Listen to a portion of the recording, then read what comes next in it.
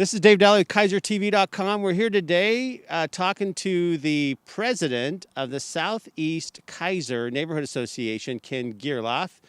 And we're here at Ben Miller Park, fixture here in Southeast Keizer. And Ken, for our audiences, the neighborhood associations take the summer months off. In our before pandemic time, people were traveling and families were vacationing and sometimes not always home as much, but during the pandemic, I think we are now home more than ever. And so I wanted to do some connective pieces with our neighborhood associations because issues in the neighborhood are still moving forward. The progress of the neighborhoods, they need to take their course, and our city is dialoguing about issues in our neighborhood. So my goal here with KeizerTV is to interview all our neighborhood association presidents so that those in the neighborhood can stay connected and know you matter to us, but also to morph in the time so that you neighbors can connect maybe from a Zoom meeting should you not be able to congregate in a place with more than 10, as we just got our governor's mandate of congregating is not looked positively on why we look at this pandemic. So Ken, for our audience, thanks for being a volunteer. Everybody, he's done this for 13 years. That's a labor of love. That's a love of neighborhood. If you haven't been told before, thank you very much. But for our audiences, what are some of the prevailing things that Southeast Keizer neighborhood has been looking at, trying to move the needle on?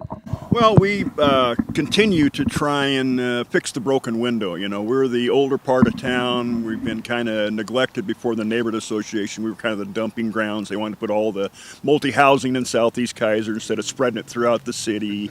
Little things like that, you know. And then when we had community policing, we divided the city in thirds. Well, this third of the city was responsible for more than half the calls for service. So we were in crisis here in the 90s. The neighborhood association originally formed to get this park. We realized we had two neighborhood watches here, and we decided we had a big enough group that we'd go to council and ask for a park. Nice. And they said, well, you need to become a neighborhood association. We went, what's that? You know, we went back 3 weeks later and say, okay, we are one. Wow. But we got the park, which is, they didn't want to buy it because they wanted a 5-acre minimum.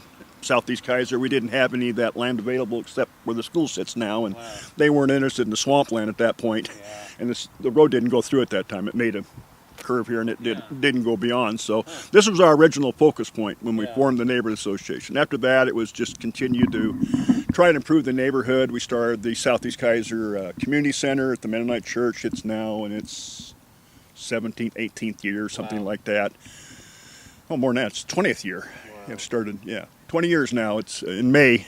It's 20 years that's been running now. So that's been quite a fixture. It's helped with communication. It's primarily Hispanics that come to it, and we've always had trouble with that dialogue between the Hispanic community and us. It's just a dialogue we haven't been able to develop. And so that was our outreach, trying to develop that dialogue, understand what their needs were instead of trying to bring programs to them and say, we're going to solve your problems when we don't understand what the problems are. We need to know what their needs were and try to meet those needs. So that was an early on thing. We were involved in the Cherry Avenue urban renewal. They wanted to do Cade Avenue. We lobbied for Plymouth Avenue at 760 Plymouth. That year had, I think, 526 calls for service at one address. Wow. Since the improvement on Plymouth, the landlords have gone on board, and it's just normal down there now. So that's a huge improvement for this area, and we just some of the problems just went away. Wow. So we're kind of struggling with our own success. You know, it's hard to involve people to come to meetings and get involved if there aren't pressing issues. There aren't bulldozers coming down the road, and that kind of thing. That just it's just hard to engage people. Except on, conversations on walks and stuff like that. Trying to get them out to an evening meeting is like pulling hen's teeth. Yeah. So we struggle with that, and and I appreciate this because it's going to help us with that outreach stuff. It's we haven't adapted the technology yet to take that out. We've worked with a web page, or not a web page, a Facebook page, and some of that kind of stuff. But we still struggle with that. I think it's common throughout. like I said, if you don't have the bulldozers and those kind of issues, it's going to really engage people and fire them up, get out. They won't get away from the evening news, I guess, come down and see us. Well, the issues in the neighborhood aren't going away, and it sounds like what was the success to previous issues was coming together and getting people engaged. And for a 2020 filter on our neighborhood, comment below in this Facebook video about issues you might be facing as a resident, as far as how safe do you feel? How about resources? We know that broadband, which we never thought was important, could be the means of communicating digitally with family members, getting retrained for a job if you need to go into a different career, that post-pandemic may have had an issue on what you did before the pandemic. And broadband, we're finding, is an issue that we never thought would matter, but we need to make sure our students have access to internet access. Now, education's going to lean more on it, but these could be some issues that the neighborhood could get feedback about how good is the broadband, and also our food bank we have in town as far as communicating where resources are between our schools, providing lunches, and also our food bank here in town up on River Road. Moving digitally is the fact that we're an older neighborhood, we're primarily Hispanic, low income, so not everybody has internet access, not everybody has a computer. That's the problem Weddell and schools are having, trying to do this online stuff. Not all kids have access to a computer. Yeah. And that's pandemic in our neighborhood. I mean, we're lower income. Like I said, it's just hard, and a lot of seniors, people like me. This is my entire technology. I don't own a computer. Just a phone. Just a phone. What I can do on that is all I can do, and I'm not. I can answer it and send text, and that's about it. I haven't tried Zoom yet. Yeah. Well, I would love to be an assistant in getting that set up so that you could engage. And also with organizing and getting more engagement, there's different hats to fill on a neighborhood association. There's many people and many topics. So comment also if you'd want to become a part of the leadership of this neighborhood, and whether you may not have had time in the past. The pandemic may have afforded you a little bit more time, but also with some tools where you wouldn't have to come to a meeting away from your family. If in your home you could contribute and hear your voice heard, I think we'd welcome more people to get around the table as far as leadership of the neighborhood. Wouldn't you agree, Ken? I agree. Not necessarily to engage us in meetings, but just to give us feedback, comments, any kind of contact with us, we'd welcome, because we fly blind most of the time. There's 5 of us sitting down at the table, and we make decisions for a couple hundred houses. Wow. That's not a reassuring feeling. Yeah. I'm engaged and I walk and talk to a lot of people, but it's lacking. We don't have youth representation. We've tried all the years I've been president to try and get some involvement with youth. It's been scattered, a meeting or two, and then they go somewhere else. I don't know what their issues are. Yeah. Hispanics face different issues than I do. I would like to hear from them. Seniors, is anybody in need? I mean, nobody's contacted us. I know somebody has needs, but we're not hearing from them. And we put that out on our Facebook. We put it on the city webpage. We're trying to get that information out, but the communication's not there. I mean, it's just not coming back to us. So that concerns me. Well, it's a time when this neighborhood faced issues that came together, and this could just be another call to tackle another cultural opportunity just to do social check-ins. Basic needs that were assumed everyone's fine.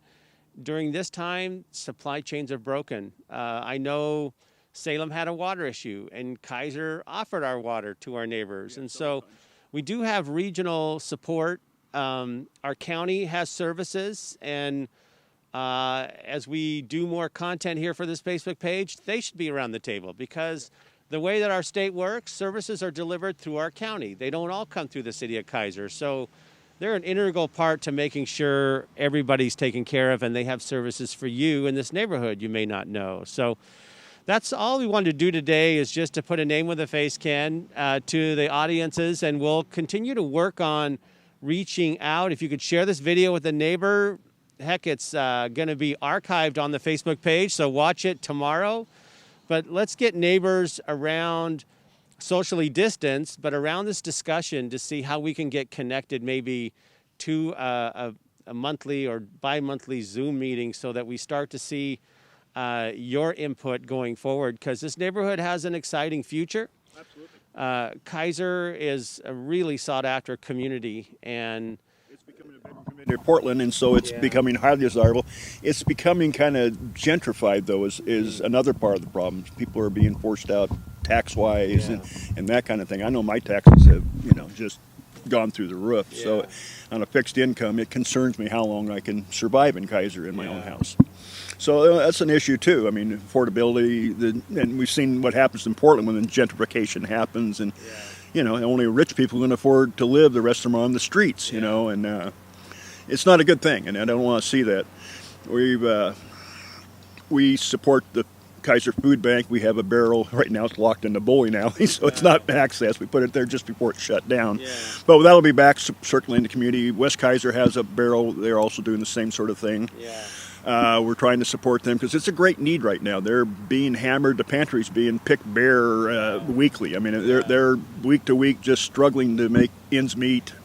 So it's a great need right now. So if people have the ability, find a food barrel, try and give it to them. Or Wednesdays, I think they take it at the John Knox Church. They're on Cummings and River Road. Access them if you can. It's a tremendous need right now in Keizer. we also heard in our city council meeting this week that they're giving food boxes to the parents. When students would come to get their food, they're coordinating so the parents would get food as well. So I think we're trying to adjust with the times, but I know there's more adjustment that's going to be made. I just don't see this going away next week, and we really need to think if this is the foreseeable future to keep this pandemic from growing. I think we need to over-communicate, wouldn't you think? Yes, I mean, we need to get misinformation out of people's minds and get facts. I mean, that's the trouble. There's so much misinformation. I hear it from my neighbors and stuff. I don't know what the answer is. I don't know how to convince people what the facts are when their mind's made up otherwise. Well, you're like a sponge, I feel, like ready, willing, and able. And we've had some successes. So it's kind of exciting that we have come together in the past. We know how to lobby for things in the neighborhood. We just need to do an updated check-in and modernize, hopefully, with our communications, and then put all our forces behind how can we leave Southeast Keizer better in the coming years than it may be now. Our vision is to improve Southeast Keizer, safer sidewalks. We've gotten 2 corridors now, but you can't safely get to them. Sure. That's the trouble. And we have children going to school and stuff, so that concerns us. And, the sidewalks would be a great thing, in at least the school areas close to them and stuff. Safe access across Cherry Avenue. You risk your life trying to cross that at times. And there's only a few walks. When you get down towards where our community center is, down there near Plymouth and Candlewood, there's no crosswalk down there. So those people crossing to access our community center take their life in their hands sometimes in the evening, just getting there and back and forth, because they all walk. None of them most of them are just mothers with kids in tows. So walkable access could be a topic that the neighborhood could come together to make safer. Solid waste, safe walking, or not solid waste, but code enforcement stuff, blackberries, too many cars, garbage, that kind of thing. Those are the primary concerns right now, because we don't have much development, so we don't have a lot of comment about development. That used to be our main topic, and getting the road through and all that kind of stuff. We're at a point now where it's kind of fine tuning. We're pretty good shape, but there's just enclaves we'd like to clean up and become more part of the neighborhood because they're glaring. They didn't used to stand out. This was kind of the remnant of the county when we became a city, and there's still a few of those enclaves we'd like to clean up and get them kind of in code with the city and on par with their neighbors. That way we don't have the conflicts. Well, and that also speaks to raising the property values, because if the values go up and there's less to cover, taxes could go down. I know we've never seen taxes go down at the government level. Historically, But parks like what we're sitting in right now has added to the value. And there's other components that we can do to add to all your home's values to make you get more equity and also livability, walkable access, and quality of life. Working on livability, Yeah. that's the issue. Yeah. I mean, I don't care if my value goes up. I'm going to probably go out feet first in my house. So that's not an issue, but livability is, and it's increased a bit, over the years, and it continues. But it's a constant thing. If you don't stay on the broken window, they tend to spawn. Yes. Yeah. One neighbor's, you get a bad neighbor, and the neighbor here says, "Why should I clean up if I got this pile of junk next to me and the one next?" And it balloons, and just the opposite way. When someone cleans up, the other neighbors tend to follow suit. So, just one neighbor cleaning up his property can spawn a whole neighborhood to start changing. Yeah. It's amazing. And we track a lot of the data. You mentioned one house had hundreds of calls for law enforcement. When that goes away, the calls go down. And less calls, the safer. Allowed us to have police out on the streets instead of always sitting there. It was such a dangerous situation. We couldn't allow one officer to go into the apartment complex by himself. Wow. It could be shots fired, but he had to sit and wait for a backup to go in. I mean, it was that serious. Now that doesn't have the situation. That's great. I can't remember the last shots called fired down there, and that was a every night occurrence here in Southeast Keizer. Yeah, we had gang tagging. We had our own gang watch group. We had people reporting on every street when we had tagging. We got over and cleaned it up right away so it didn't spawn. Because once a gang tags something, the other gang's got to tag over it, and it just goes back and forth. Well, that's nice to know those days are behind us, and we can take this next chapter and even launch Southeast Keizer and the livability aspect of making sure our seniors and kids can access sidewalks to community centers. And We have the greatest police chief in the state, I believe. He is so progressive, so forward-thinking. awesome. They're now, instead of bust them down, they're in more of a customer service mode. Yeah. The chief took part of his new police department, carved out an office space for a social worker to sit in his office. Wow. Because 90% of their problems have social problems with them. So you have a worker, you don't take them to jail and wait for the DHS to respond. You have a worker. You take them straight to him. Here, sit down, and here's his problems. Let's see if we can solve it. That's awesome. It keeps that repetitiveness, breaks the cycle. Wow. So Chief Teague, kudos to you and all our law enforcement. So many jobs during the pandemic have had a little asterisk at the bottom that you didn't always sign up for. Extra time, modifying how you police through this pandemic, having to take precautions with gloves and masks and still trying to do your job. So thanks to all our law enforcement, our Keizer Fire, who are our frontline responders in this neighborhood, that they're valued, appreciated. But I think also we as consumers can think of ways to be a part of that process too, and maybe learn how can we get care but also protect ourselves when we need these front emergency services. We're all responsible for part of the policing. It's on all of us. It's not. Good point. In the 60s, it was, the police said, let's do our job, leave us alone, and we separated, and now we're coming back together. And I think it's incumbent upon every citizen to be part of that. Wow.